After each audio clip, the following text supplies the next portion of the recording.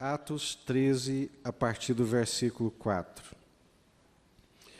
Enviados, pois, pelo Espírito Santo, desceram a Seleucia e dali navegaram para Chipre.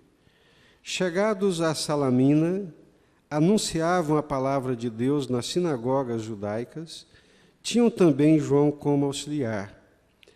Havendo atravessado toda a ilha até Pafos, encontraram certo judeu mágico, falso profeta, de nome Bar-Jesus, o qual estava com o procônsul Sérgio Paulo, que era um homem inteligente. Este, tendo chamado Barnabé e Saulo, diligenciava para ouvir a palavra de Deus.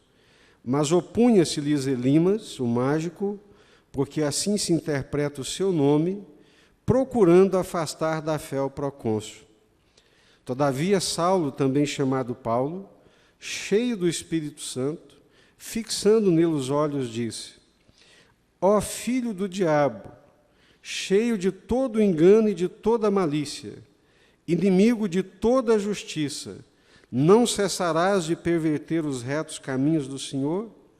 Pois agora, eis aí está sobre ti a mão do Senhor, e ficarás cego, não vendo o sol por algum tempo. No mesmo instante caiu sobre ele névoa e escuridade, e andando à roda procurava quem o guiasse pela mão. Então o procônsul, vendo o que sucedera, creu maravilhado com a doutrina do Senhor. Amém? Essa é a primeira viagem missionária da igreja em direção ao Ocidente, em direção à Europa. Nós lemos aqui domingo pela manhã, Atos capítulo 13, quando a liderança da igreja orava, jejuava, servindo ao Senhor, e o Espírito Santo disse: separai-me agora. Lembram dessa expressão? Separai-me agora. Por que o Espírito Santo está dizendo separai-me agora? Porque essa obra sempre foi urgente.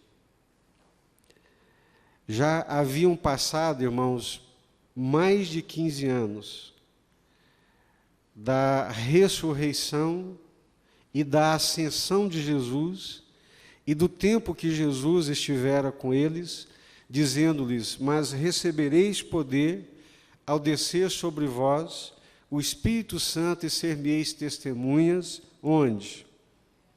Jerusalém, Judeia, Samaria e até os confins da terra.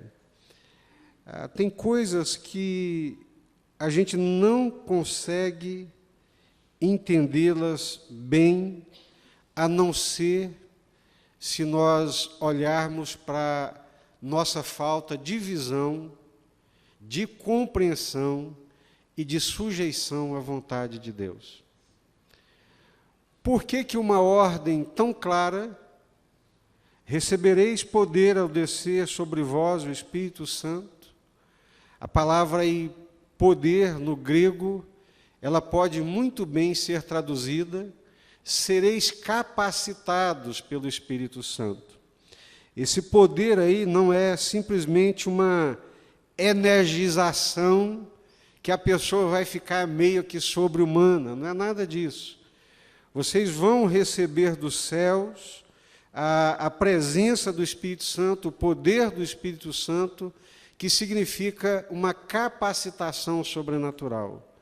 É uma tarefa grandiosa, é uma tarefa árdua, é uma tarefa extremamente difícil, mas não temam, porque serão capacitados. Vocês receberão capacitação da parte do Espírito Santo de Deus quando ele vier sobre vós. E o Espírito veio em Pentecostes, e tanto tempo demora para que a igreja cumpra esse mandamento do Senhor Jesus. E são passados 2000 anos, irmãos. E tem muitos lugares na terra que as pessoas não sabem quem é Jesus. Você acredita nisso? É difícil de acreditar com a internet, com o mundo globalizado, com a quantidade de fluxos migratórios por causa desse mundo globalizado, é difícil de imaginar que tenha nesse planeta alguém que não tenha ouvido falar de Jesus. Mas é fato, irmãos. Tem muita gente que não ouviu falar de Jesus, e essa tarefa ela ainda não se completou, ela ainda não foi concluída, e agora os missiólogos descobriram que existe um outro campo que está sendo perdido e que, se a igreja não abrir os olhos, não vai alcançar e muito menos recuperar esse campo. No final dos anos 2000, muito foi falado sobre a janela 10x40. É quando você pega ali os meridianos, os paralelos, e estabelece no globo terrestre a faixa de povos menos alcançados do planeta. Portugal, Espanha, Itália, boa parte da Europa, adentrando pelo Oriente Médio e o extremo asiático. Janela 10x40. Mas agora o pessoal está falando na janela 4x14. O que é essa janela? Oi? A faixa dos 4 aos 14 anos. Essa geração, ela está sendo perdida pelo Evangelho. Ela precisa ser alcançada. Alguém outro dia disse aqui que o diabo, por um tempo, ele investia massivamente para arrebatar os adultos. Depois desceu para os jovens, depois desceu para os adolescentes, e agora ele chegou nas crianças. E tem feito um estrago muito grande nessa janela 4x14. Mas nós estamos aqui diante da primeira viagem missionária de Paulo, né? Enviados, pois, pelo Espírito Santo, desceram a Seleuce e dali navegaram para Chipre. E chegando em Chipre, primeira cidade que eles visitam é Salamina, pregam o Evangelho na sinagoga, depois viajam mais ou menos 120 quilômetros a pé para chegar até a capital da ilha, que é a cidade de Pafos, e sendo a capital, ali estava o procônsul, que era o governador daquela ilha, era o governador daquela província, e a pregação de Paulo, ela teve um impacto tão grande naquela ilha, que o governador chamou pessoalmente Paulo e Barnabé para ouvir o que é que eles estavam ensinando, o que é que eles estavam pregando. E quando eles chegam para pregar o Evangelho para o governador, está ali do lado um homem que se chamava um judeu mágico, falso profeta, de nome Bar-Jesus. O que quer dizer essa palavra Bar-Jesus? Simão Bar-Jonas. É uma palavra Bar, é uma palavra hebraica que quer dizer filho de. Então, esse falso profeta, de nome Bar-Jesus, traduzindo o nome Bar-Jesus, significa filho de Jesus. Mas de Jesus ele não tinha absolutamente nada. Ele era um mago, enganador, um instrumento de Satanás, obstáculo para a verdade, movido por um espírito de enganação. E aí a gente entende que não é casual o fato de Paulo chamá-lo filho do diabo. Ele dizia que era filho de Jesus, mas de Jesus não tinha nada. Na verdade, ele era um filho do diabo. Porque Paulo começa a expor o plano de Deus, o plano de salvação, o plano de redenção, a obra de Deus, a favor do ser humano, e esse mago ficava ali metendo a colher de pau no meio, tentando desviar a atenção do governador daquelas palavras de vida, de verdade e de salvação. Por que que ele intervinha e ficava tentando afastar o governador da verdade? Naquela época, irmãos, era muito comum esses homens, grandes homens, de poder, de mando, políticos, mandatários, governadores, senadores, eles terem esses adivinhos a tiracolo. Não faziam nada sem consultar esses adivinhos. Toda decisão que eles iam tomar, precisavam consultar esses adivinhos para ver se fazia isso, aquilo ou aquilo outro.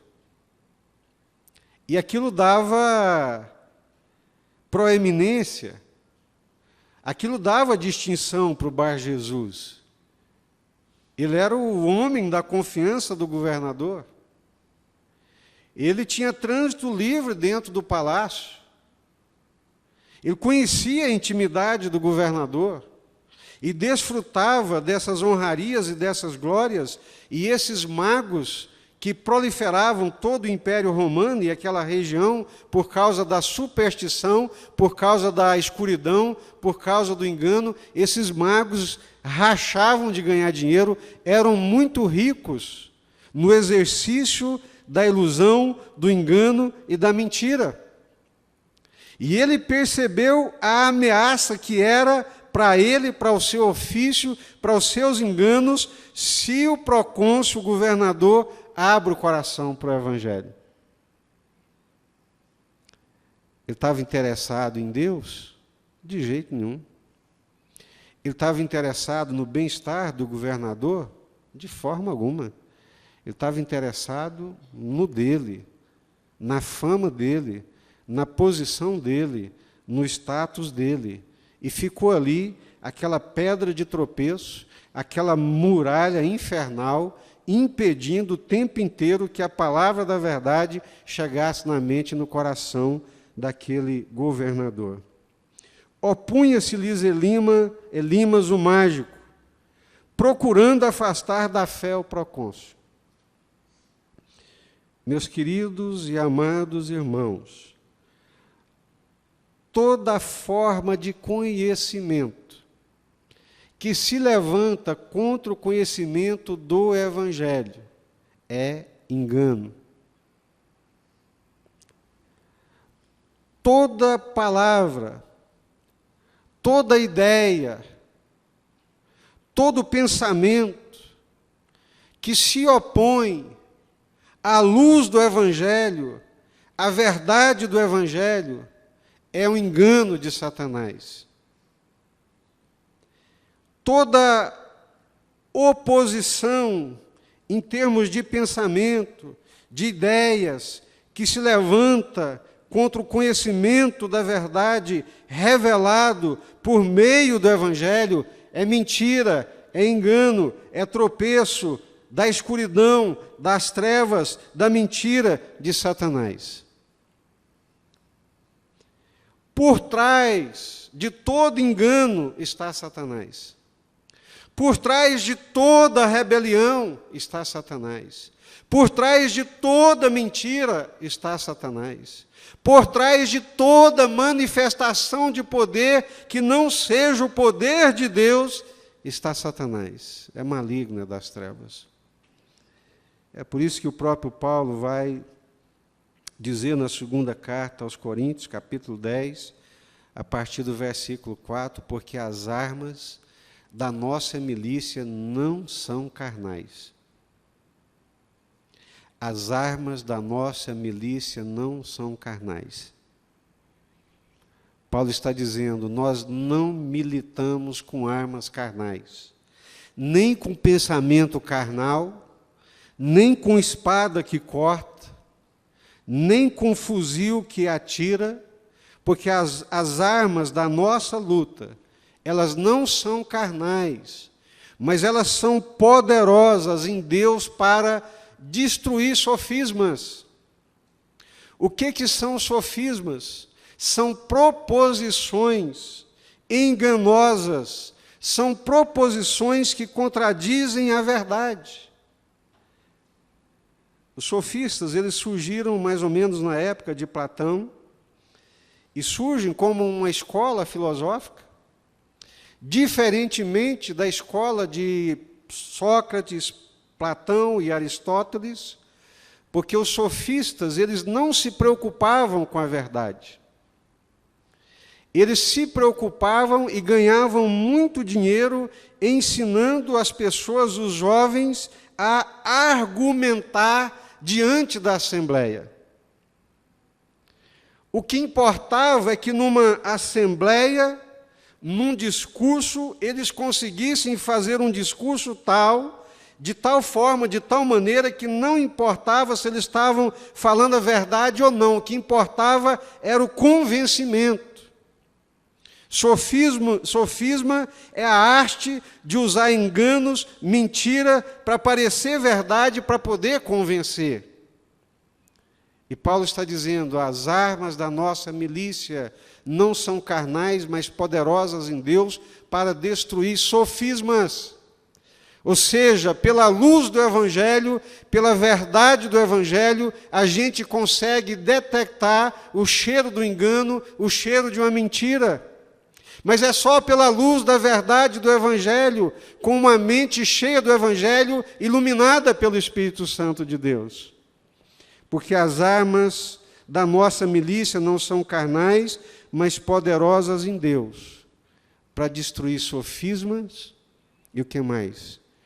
Toda forma de conhecimento e de entendimento que se levanta contra o conhecimento de Deus. Qual é o conhecimento de Deus? Qual é o conhecimento de Deus? Qual é a sabedoria de Deus? Qual é o mistério oculto revelado de Deus? Paulo vai dizer para nós. É a encarnação, a morte e a ressurreição do Logos de Deus, do Verbo de Deus. Esse é o conhecimento de Deus. Os tesouros do conhecimento de Deus se revelam no conhecimento de Jesus Cristo. O entendimento, a sabedoria de Deus se revela quando nós entendemos, conhecemos e aceitamos Jesus Cristo como a redenção, como a sabedoria, como a salvação, como a santificação de Deus. Agora, todo conhecimento que se opõe a esse conhecimento é ludíbrio, é engano, é mentira. E Satanás está por trás dele. Toda forma de conhecimento contrário ao conhecimento do Evangelho, que resiste à verdade do Evangelho. Satanás, o diabo, adversário de Deus, inimigo do homem, que odeia o ser humano, que até hoje, por mais que eu tentasse entender, eu não consigo entender com muita clareza por que Satanás odeia tanto o ser humano. Por que ele tem um ódio tão voraz contra o ser humano, de modo a querer mantê-lo na rebelião, na escravidão, acorrentado, agrilhoado, preso às suas mentiras, seus enganos e às trevas, cegando-lhes o entendimento para não ter o conhecimento da verdade. Alguns pensadores dizem que o ódio dele, primeiro, é porque nós fomos criados à imagem e à semelhança de Deus. Ou seja, Deus nos deu, Salmo 8, se você quiser ler depois, um pouco maior do que os anjos o fizeste, numa referência aos homens. É uma das fontes de ódio dele. E outra é o fato de que nós pecamos e caímos, mas Deus estabeleceu um plano de redenção para nós. Deus ama esse ser humano de tal forma e de tal maneira que não poupou o seu Filho unigênito. Imagina o que é isso. Parece que o ódio dele é proporcional ao amor de Deus por nós. Quanto maior o amor de Deus, maior é o ódio dele por nós. E esse Bar Jesus, esse Elimas, é um instrumento de Satanás, porque ele procura afastar da fé o procônsul. Mas Saulo, também chamado Paulo, cheio do Espírito Santo, fixando nele os olhos, disse: você não tem nada de Jesus, de filho de Jesus. Você é filha do diabo. Ó filho do diabo, cheio de todo engano e de toda malícia, inimigo de toda a justiça, não cessarás de perverter os retos caminhos do Senhor? Meus amados e queridos irmãos, nós não conseguiremos fazer a obra de Deus se não for pelo poder e pela autoridade do Espírito Santo de Deus. Grilhões não se quebram pela força dos nossos argumentos. Grilhões não se quebram pela nossa exposição inteligente do plano de Deus e do propósito de Deus. E Paulo era um homem extremamente inteligente. Grilhões não são quebrados, cadeias não são despedaçadas, se não for pelo poder do Espírito Santo de Deus.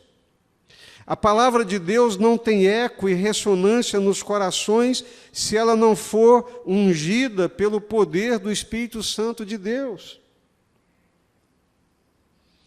É por isso que nós temos pessoas inteligentíssimas, brilhantes, que estudaram a Bíblia no grego, no hebraico, mas quando ele fala, não tem efeito nenhum, não causa impacto nenhum, porque é fruto da arrogância humana, não é fruto de uma dependência de Deus e do Espírito Santo. Imagina, meus irmãos, Paulo diante do governador daquela ilha, preposto de Roma, um homem de autoridade, para chegar e falar das verdades do Evangelho, se não for impulsionado pela ousadia do Espírito Santo de Deus. Mas Paulo tem um celeiro cheio.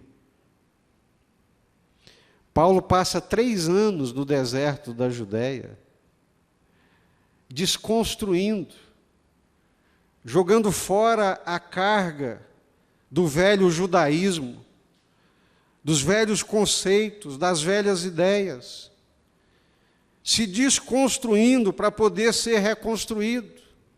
3 anos nos desertos da Arábia, depois mais 10 anos ali na Cilícia, depois não sei mais quantos anos na igreja de Antioquia, totalizando um tempo de quase 15 anos. Ele tem uma mente transformada, ele tem uma mente cheia, ele tem um celeiro cheio, o celeiro dele está cheio, ele tem o que tirar dali para poder apresentar, em termos de verdade, do conhecimento de Deus, diante do governador. Mas junto com esse conhecimento, com esse celeiro cheio, tem também o poder e a autoridade do Espírito Santo de Deus.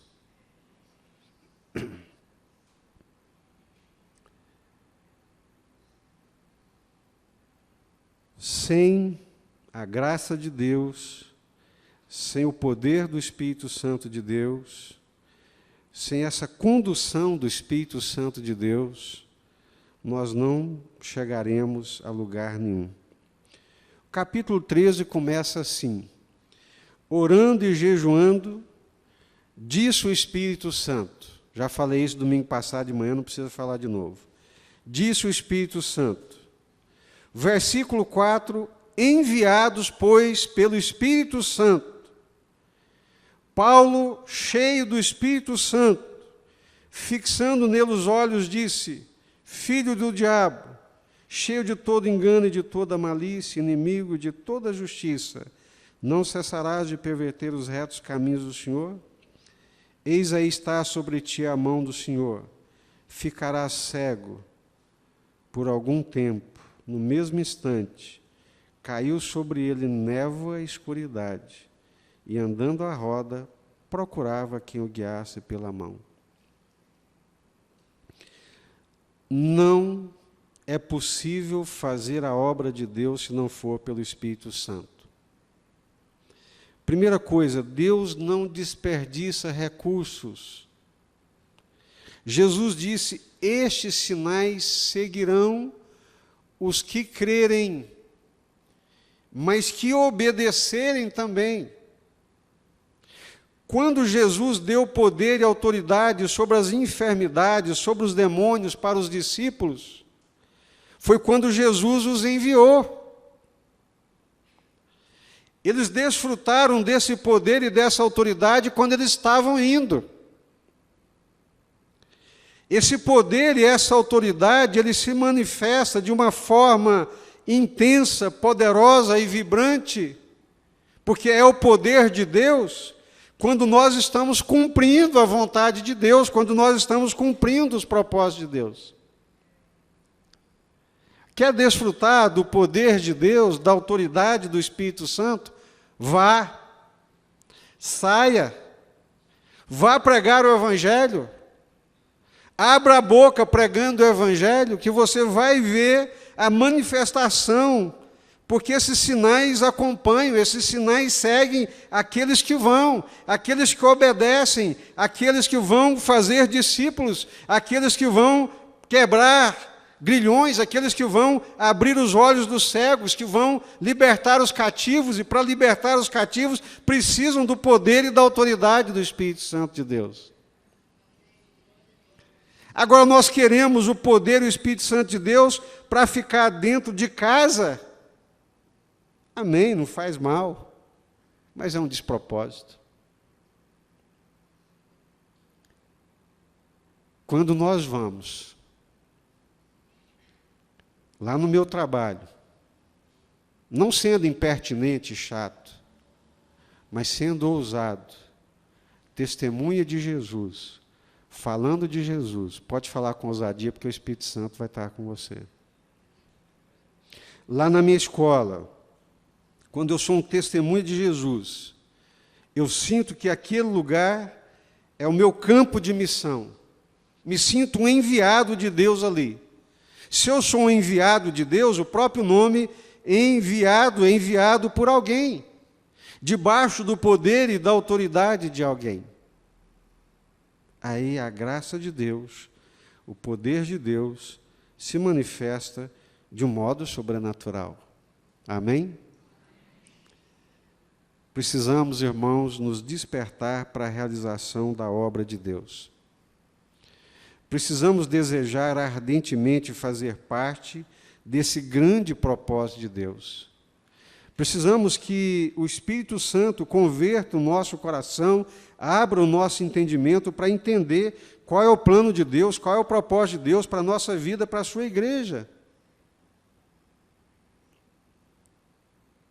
E quando nós entendemos, e vamos, e falamos, e abrimos a nossa boca, o Espírito Santo de Deus realiza coisas poderosas e extraordinárias para libertar o cativo, para abrir os olhos ao cego,